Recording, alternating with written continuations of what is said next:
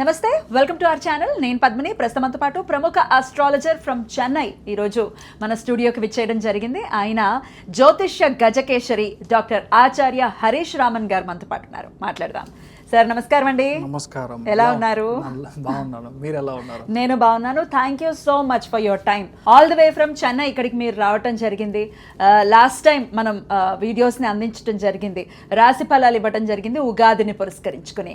So మరొక్కసారి మీ predictions కావాలి అని మేము రిక్వెస్ట్ చేసిన ఎడల మీరు ఇక్కడికి వచ్చినందుకు కృతజ్ఞతలండి. Thank you. దీర్ఘాయుష్మాన్ భవ. ప్రేక్షకులందరికీ నమస్కారము. దీర్ఘాయుష్మాన్ భవ. ఫ్యామిలీలో అన్ని మంగళ కార్యాలు ఈ గురువు మార్పు వల్ల అంతా బాగా జరగాలని నేను సంకల్పం చేసుకుంటున్నాను. సో గురువు యొక్క మార్పు అనేది జరగబోతోంది రేపు జూన్ 2వ తారీఖున. గురువు ప్రతి ఏటా ఒక్కసారి మారుతారు, ఒక రాశిలోకి వెళ్తారు, అది మాకు తెలిసినటువంటి విషయమే. కానీ రాశి త్రయం జరుగుతోంది. గురువు ఉచ్చస్థితిలోకి రాబోతున్నారు. దీని ద్వారా ద్వాదశ రాశుల వాళ్ళకి ఎలాంటి ఫలితాలు ఇవ్వబోతున్నారు గురువు అనేది ఖచ్చితంగా మీ ద్వారా మీ ప్రిడిక్షన్స్ చాలా యాక్యురేట్గా ఉంటాయి. ముందే మీరు చెప్పేవన్నీ కూడా అలా జరుగుతుంటే చాలా ఒక్కోసారి భయం వేస్తుంది. సో డెఫినెట్గా చాలా యాక్యురేట్గా మీ ప్రిడిక్షన్స్ ఉంటాయి కాబట్టి మీ ద్వారా మేము తెలుసుకోవాలని అనుకుంటున్నాం. మరి ద్వాదశ రాశుల వాళ్ళకి ఒక్కసారి మీ ప్రిడిక్షన్స్. అర్థికల్పితకల్పోయం ప్రత్యర్థిగజకేసరి వ్యాసతీర్థ గురుర్భూయా తస్మతిష్టార్థ సిద్ధి. ఫస్ట్ విషయం వచ్చేది, ఇప్పుడు గురువు మార్పు అనేది యాక్చువల్లీ మంచి విషయం అని చూడాలి. బికాజ్ గురువు మారుతున్నాడంటే 100% గురువు అంటేనే మంచివాడు, దాంట్లో డౌటే లేదు. అంటే ఆ గ్రహం మనకి 100% శుభత్వం అని చెప్తాం. మంచి విషయం మాత్రమే ఇస్తుంది. దాంట్లో చెడిపోతుంది, చాలా కష్టం ఇస్తాడు, గురువు చెడిపోయాడు, అలాగా మనం ఎప్పుడు గోచారంలో వి కాంట్ టేక్. ఒకటి, ఇప్పుడు గురువు మారేది చూసారంటే ఉచ్చస్థానంలో కర్కాటక రాశిలో కంజంక్ట్ అవుతాడు. కర్కాటక రాశిలోకి రావడం మాత్రం కాదు, అక్కడ పుష్యయోహం కనెక్ట్ అవుతుంది. అదేలాగా చూసారంటే శనిను ఉత్తరాభాద్ర నక్షత్రంలో కంజంక్ట్ అవుతాడు, ఉత్తరాభాద్ర నక్షత్రంలో కంజంక్ట్ అవుతాడు. ఈ యోగాన్ని యాక్చువల్లీ మహాయోగం అని చెప్తాం. ఇప్పుడు నేను లాస్ట్ ఉగాదిలో మనం మాట్లాడినప్పుడు ఈ టైంలో పెద్ద పెద్ద ఋషి ముని సన్యాసులు అవతరిస్తారు, అంటే గురువు పెద్ద పెద్ద గురువులు అవతరిస్తారు అని చెప్పింది ఒకటి. అదేలాగా చూసారంటే ఇప్పుడు కొత్తగా కొన్ని మఠాలకి కొంత గురువుల్ని చిన్న పిల్లలుగా ఉన్న వాళ్ళకి గురువు స్వీకారం చేసి స్వామిగా వాళ్ళు మార్చడానికి టైం కూడా ఇదే జరుగుతుంది. ఒకటి. రెండోది, ఇప్పుడు నిన్న మొన్న మనం చూసారంటే ఐ థింక్ హైదరాబాద్లోనే నరేంద్ర మోడీ గారు ఒక విషయం మనకు చెప్పారు, ఇలా don't invest in gold, please don't travel out side. ఇప్పుడు మిడిల్ క్లాస్లో ఉన్న వాళ్ళు అవుట్ సైడ్ ట్రిప్ వెళ్ళడం అనేది తగ్గించుకోండి. కరోనా పీరియడ్లో ఎలాగ మనం ఒక 1 year 2 years ఎలా మనం కరెక్ట్గా ఇంట్లో ఉన్నామో, వర్క్ ఫ్రమ్ హోమ్గా చేసామో, ఎంత డబ్బులు మనం సేవ్ చేసామో, దట్ ఈస్ హౌ మన ఇండియా గ్రో అయిందని ఒక విషయం చెప్పారు. దాన్ని దీంతో కంపేర్ చేసుకుంటే he is exactly damn right. Basic point అంతే. మనం గురువు ఉచ్చస్థానం అవుతున్నాడంటే 100% బంగారం రేటు విపరీతంగా పెరుగుతుంది. 1,50,000 అవుతుంది. అంటే నేను చెప్పేది ఫర్ 8 grams ఆఫ్ గోల్డ్ నేను చెప్పేది. By the end of 2027 June అన్నప్పుడు this would be the rate. దాని తర్వాత బంగారం యొక్క రేటు తగ్గుతుంది. బట్ ఇప్పుడు మనం చూసామంటే ఫ్రమ్ నవంబర్ ఇట్ సెల్ఫ్ బంగారం రేట్ తగ్గుతుంది, తర్వాత మార్చ్ అన్నప్పుడు మరియు పెరుగుతుంది. దీంట్లో 2 విషయాలు మనం అర్థం చేసుకోవాలి. Oil and gas sector will have a huge impact, just not because of the state of Hormuz అని మాత్రమే కాదు. ఎప్పుడల్లా గురువు సింహరాశికి అతిచారంగా సంచరిస్తాడో అప్పుడు కాపర్ ప్రైసింగ్ ఇంక్రీజ్ అవుతుంది, బ్యాటరీ ప్రైసింగ్ ఇంక్రీజ్ అవుతుంది. అంటే బ్యాటరీ యొక్క కన్జంప్షన్ బేసికల్గా ఎక్కువైపోతుంది. కాపర్ కూడా యూజ్ చేస్తారు బ్యాటరీస్ కి, కాపర్ అండ్ బేస్ అంతే. సో అందుకని బ్యాటరీ ప్రొడక్షన్ ఇంక్రీజ్ అవుతుంది. ఇంకొక ప్రిడిక్షన్ ఏంటంటే, శని ఎప్పుడు మేషానికి నీచస్థానానికి వెళ్తాడో, మీరు 2028 బేసిక్గా మీరు టచ్ చేసినప్పుడు 2028 మే అన్నప్పుడు there will be almost 30% of only oil vehicles. అంటే ఇప్పుడు మనం కార్స్ యూజ్ చేస్తున్నాము, రెవల్యూషన్ రాబోతుంది, అది గ్యారంటీగా జరుగుతుంది. అదేలా చూసారంటే నీచస్థానంలో శని వెళ్ళినప్పుడు, ఇప్పుడు మనం నేపాల్లో చూసిన ఈ అటాక్స్ జెన్జీ అన్నీ ఇవన్నీ యూఎస్లో జరుగుతుంది. సో యూఎస్ 3-4గా డివైడ్ అయ్యడానికి ఛాన్సెస్ చాలా ఎక్కువ ఉంది. దిస్ ఈస్ ఎ స్టార్ట్ పాయింట్గా నేను చూస్తున్నాను. ఈ గురువు మార్పు అనేది స్టార్ట్ పాయింట్. ఇప్పుడు 2 విషయాలు చెప్పొచ్చు. ఇప్పుడు గురువు అతిచారంగా వెళ్ళడం, తర్వాత కేతు కంజంక్ట్ అవ్వడం, త్రికోణంలో ఉండే గ్రహాల యొక్క పవర్ తగ్గడం, ఇవన్నీ ఏంటంటే వార్ లైక్ సినారియో వస్తుంది. ఎక్కడ వార్ వస్తుంది? ఇండియా, పాకిస్తాన్, ఆఫ్ఘనిస్తాన్ ఈ జోన్లో వార్ రావడానికి ఛాన్స్ ఉంది. ఎందుకంటే రాహు కంజంక్షన్ కరెక్ట్గా మకరంలో కంజంక్ట్ అయ్యాడు. దాంట్లో శ్రవణ నక్షత్రం ఎప్పుడైతే కంజంక్ట్ అవుతాడో గ్యారంటీగా ఇండియా, పాకిస్తాన్, ఇండియా అండ్ బేసికల్గా శ్రీలంక, బంగ్లాదేశ్, నేపాల్ ఈ ఏరియాస్లో చాలా బార్డర్స్లో ప్రాబ్లం. అందుకని మన అమిత్ షా గారు ఆల్రెడీ బంగ్లాదేశ్ బార్డర్ని క్లోజ్ చేస్తారు. దిస్ ఈజ్ అ లాజిక్, ఇంకేం లేదు. సో అలాగా జరగడానికి ఛాన్స్ ఉంది. సో గురువు ఇలా మారడం మంచిదా అంటే 100% మంచిది కాదు. ఎందుకంటే సామాన్య మనుషులు డబ్బు పరంగా, ఆర్థిక పరంగా సెన్సెక్స్ అంతా విపరీతంగా పడిపోతుంది. Stock market will have a huge crash. ఇవన్నీ వచ్చి బికాస్ ఆఫ్ గురు మార్పు. సో ఇన్ జనరల్గా మనం అర్థం చేసుకునేది ఇలా మనం అర్థం చేసుకుంటాం. రైట్, ఇట్లా ఉండబోతుంది గోచార ఫలితం గురువు యొక్క మార్పు. ఇక ద్వాదశ రాశులకి కూడా ఎలా ఉంటుందో మీరు ఒక్కసారి ఎక్స్ప్లెయిన్ చేయండి. గురువు యొక్క మార్పు జూన్ 2వ తారీఖున జరగబోతోంది. మరి ధనుసు రాశి వారికి ఎలా ఉండబోతోందండి ఈ గురు మార్పు రీత్యా? మొదటి విషయం, ధనుసు రాశి ఎవరైతే ఉన్నారో వాళ్ళ హెల్త్ పరంగా ఫస్ట్ విషయం జాగ్రత్తగా చూసుకోవాలి. రెండవది సబ్జెక్టు జాబ్, బేసికల్గా చాలా ఇష్యూస్ రావడానికి ఛాన్సెస్ ఉంది. పిల్లల పరంగా చాలా ఎక్కువగా మీరు ఖర్చు పెట్టడం, నార్మల్గా సెకండ్ అటెంప్ట్, థర్డ్ అటెంప్ట్ అలాగా పిల్లలకి వచ్చి ఎక్స్ట్రా మనం ట్యూషన్స్ పంపించడం కానీ, లేదంటే ఒక పెద్ద యూనివర్సిటీ, పెద్ద కోర్సు కానీ మన యొక్క సోమత కంటే అది ఎక్కువ ఉంది.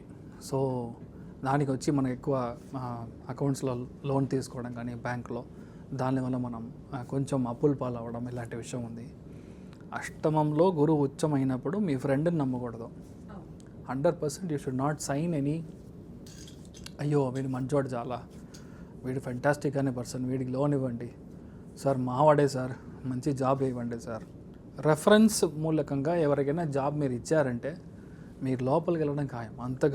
అంత ప్రాబ్లం వస్తుంది. అంటే legal complications will be so high, critical. And చాలామందికి మెమోస్ రావడం, చాలామందికి నోటీసెస్ రావడం, ఇలాంటి విషయాలన్నీ ధనురాశి ఎవరైతే పుట్టారో వాళ్ళకు ఉంటుంది. బట్ ఏంటి దీంట్లో ఒక పెద్ద చేంజ్ ఏంటంటే, ఎవరెవరికి బాగుందంటే క్రిమినల్ అడ్వకేట్స్కి బాగుంటుంది, ఇన్ జనరల్ అడ్వకేట్స్కి బాగుంటుంది, ఆడిటింగ్ ప్రొఫెషన్లో ఉన్న వాళ్ళకి బాగుంటుంది, బ్యాంక్లో అప్పులు ఇచ్చిన తర్వాత రికవరీ చేసే డిపార్ట్మెంట్లో ఉండే వాళ్ళకి బాగుంటుంది, విజిలెన్స్లో ఉండే వాళ్ళకి బాగుంటుంది, ఇన్కమ్ ట్యాక్స్లో ఉండే వాళ్ళకి బాగుంటుంది. అదేలాగా ఎవరైతే సీనియర్ లెవెల్ అథారిటీస్ ఉన్నారో, మెయిన్గా తప్పు జరగకుంటే స్టాప్ చేసే డిపార్ట్మెంట్ వాళ్ళకి బాగుంటుంది, ఇన్సూరెన్స్ ఏజెంట్స్కి బాగుంటుంది, ఎలక్ట్రికల్, ఎలక్ట్రానికల్, మెకానికల్స్కి బాగుంటుంది. ఏంటి డబ్బు పరంగా మిగతా వాళ్ళ దగ్గర తీసుకునేకి చాలా కష్టపడాల్సిన ఒక సిచ్యువేషన్గా ఉంటుంది. చెప్పాల్సి అంటే లీగల్గా వెళ్తాను, నువ్వు ఇవ్వకపోతే గ్యారంటీకి నేను లీగల్ నోటీస్ సర్వ్ చేస్తాను, అలా కొంచెం భయపట్టి మీరు చేయాల్సిన సిచ్యువేషన్ వస్తుంది. బట్ ఎలా చూసినా ఇన్ఫ్యాక్ట్ ఏంటంటే ఇప్పుడు స్థానప్రాప్తం లేదన్నా గురు దృష్టి బాగుంది. అంటే 12th భావం ఇస్ వెరీ గుడ్ భావం, అది కాలపురుషునికి అష్టమ స్థానం. అందుకని విపరీతమైన అప్పుల నుంచి బయటికి వస్తారు. ఇన్నేవే ఇంకొకటి చెప్పాలంటే ఇది విపరీత రాజయోగం అని చెప్పదు. విపరీత రాజయోగం అంటే ఏంటి, నాకు తెలీదు, ఇలాగొచ్చి చేంజ్ అయిపోయింది లైఫ్ అన్నట్టుగా. ఇప్పుడు 8 మంది మిమ్మల్ని వచ్చి మీరు డబ్బులు ఇస్తావా లేదా అని మిమ్మల్ని పీక పట్టుకుంటున్నారు. మీరు ఏం చేస్తారు, ఏదో ఒక ఇల్లు ఏదో అమ్మితే కొంచెం ఈజీగా ఉంటుంది అనుకుంటారు. కరెక్ట్గా ఇల్లు అమ్ముతారు, ఒక 8 మందికి సెటిల్ చేస్తారు. Oh my god I'm fine no అన్నట్టుగా ఒక ఊపిరి పీల్చేటప్పుడు ఒక సిచ్యువేషన్ వచ్చి క్రియేట్ అవుతుంది. ఇది విపరీత రాజయోగం. నేను చూడలేదు, మా బాస్ ఎవరోనే సడన్గా ఆయన వెళ్ళిపోయాడు, నేనే అనుకోలేదు, సడన్గా ఇంత పెద్ద లెవెల్లో కూర్చోబెడతారు. But really tough. అంటే ఎలా చెప్పాలి, అంత పెద్ద ఒక రెస్పాన్సిబిలిటీని మీరు హ్యాండిల్ చేయగలగాలి. అది ఒక టఫ్ జోన్గా ఉంటుంది. ఒకటి కుటుంబ స్థానము, 4వ స్థానం సుఖస్థానం, వీళ్ళన్నింటిలో గురువు యొక్క దృష్టి ఉండడం వల్ల గ్యారంటీగా ఇల్లు కొనడం, ఇల్లు మార్చడం. ఇన్ఫ్యాక్ట్ అదేలాగే ఎవరైతే హెల్త్లో కొంచెం మెయిన్గా కొలెస్ట్రాల్, హార్ట్ ఇలాంటి విషయాలు, మెయిన్గా లేడీస్ ఎవరైతే థైరాయిడ్ ఉందో వాళ్ళందరూ దయచేసి ఆ థైరాయిడ్లో కంట్రోల్లో పెట్టుకోవడం అనేది ఇంపార్టెంట్. ఎంత హనీ మీరు తీసుకోకుండా ఉంటారో అంత మంచిది. ఓపెన్గా చెప్పాలంటే గురువు ఉచ్చస్థానం పెరిగినప్పుడు మీరు హనీ తీసుకుంటే మీకు నెగటివ్గా పనిచేస్తుంది, అది మీరు చూడాలి. మెయిన్గా బంగారం తాకట్టు పెట్టేవాళ్ళు జాగ్రత్తగా ఉండాలి, కరెక్ట్ ప్లేస్లో పెడుతున్నామా. కొంతమంది గోల్డ్ చిట్టు వేస్తారు, లేదంటే మా పరిశ్రమల్లో దగ్గర ఉన్న వాళ్ళతో ఒక 1000 రూపీస్ వేసి మంత్లీ పోగు చేసి లాస్ట్ వన్ ఇయర్కి ఒక చిట్టు తీసుకుని వాడు కనపడకపోతాడు. ఇలాంటి విషయాలన్నీ కాస్త జాగ్రత్తగా ఇంకోటి, అది పోయినా పర్లేదు, లాస్ట్లో వాడు మన మీద వేసే కేసు ఇలాంటి విషయాలు రావడానికి ఛాన్స్ ఉంది. బట్ ఎలా చూసినా ప్రొఫెషనల్ లైఫ్ ఇస్ గుడ్. ఎందుకు గుడ్ అంటే ఒక చోట మీరు పని చేస్తే మీకు వర్కౌట్ అవ్వదు, అందుకని 2-3 చోట్ల మీరు పని చేస్తారు. ఇంకొకటి సుఖస్థానంలో ఉన్న శనికి డైరెక్ట్గా గురు కంజంక్షన్లో కనపడుతున్నాడు కాబట్టి గ్యారంటీగా మీ యొక్క లైఫ్లో ఒక స్టెప్ ఫార్వర్డ్ వెళ్తారు, కానీ ఇంటిని మర్చిపోతారు. పిల్లల పరంగా సమస్యలు చాలా ఎదుర్కొనే ఒక సిచ్యువేషన్ ఉంది. పిల్లలు ఓవర్గా థింక్ చేస్తారు, నా వల్ల అవ్వదు, ఇక మించి నేను చదవను, ఐఎమ్ అన్ఫిట్ ఫర్ ఇట్ అని వాడు మాట్లాడుతూ ఉంటారు. మీ have to give some support ఇవ్వాలి. ఇంకొకటి చేశారంటే అష్టమంలో ఇంత గట్టిగా గురు స్థానం ఉచ్చమైనప్పుడు వాళ్ళు అదే కాలేజీలో కావాలి, అదే సీట్లో కావాలి, అదే కోర్సులో కావాలని పట్టుపడతారు.